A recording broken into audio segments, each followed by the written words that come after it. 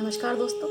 आज मैं को जो कहानी सुनाने जा रही हूँ वो महाभारत के नायक अर्जुन और उनकी पत्नी सुभद्रा के पुत्र अभिमन्यु की कहानी है।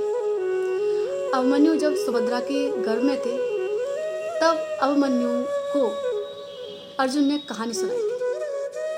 वो कहानी थी चक्रव्यूह तोड़ने की कला। और वो सुनाकर अर्जुन वनवास को चले जाते हैं और सुभद्रा अपने मायके यानी श्री कृष्ण के यहाँ चली जाती है।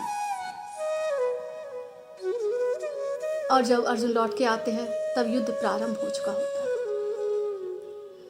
युद्ध चल रहा होता है और अर्जुन को दूर कहीं भेज दिया जाता है उस युद्ध से, क्योंकि कौरवों की उस दिन रणनीति थी अभिमन्यु को मारने की।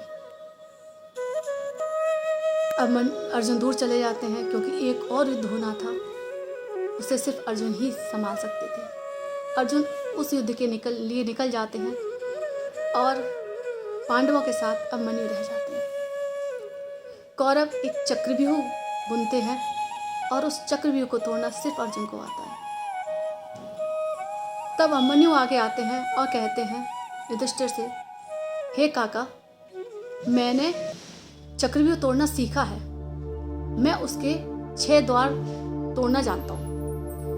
7 में तक आप सब लोग आ जाना, फिर हम सब लोग मिलके तोड़ लेंगे और ऐसे हम चक्रव्यूह को तोड़ लेंगे और युद्ध जीत जाएंगे।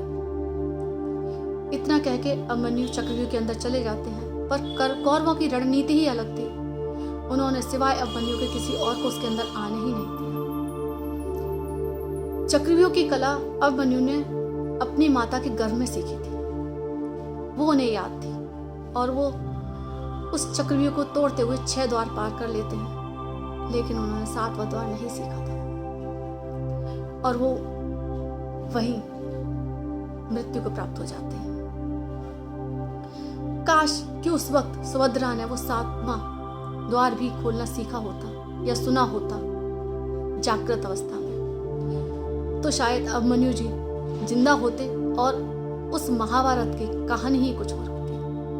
तो मैं अपनी सभी बहनों से ये कहना चाहती हूँ कि गर्भावस्था के दौरान आप जो भी कहानी सुने, जो भी एब्जॉर्ब करें, जो भी क्रिएटिविटी सीखें, वो पूरी जागृत अवस्था में सीखें, ताकि आपका बच्चा उस चीज को पूरी तरह से एब्जॉर्ब कर सके, सुन सके, जान सके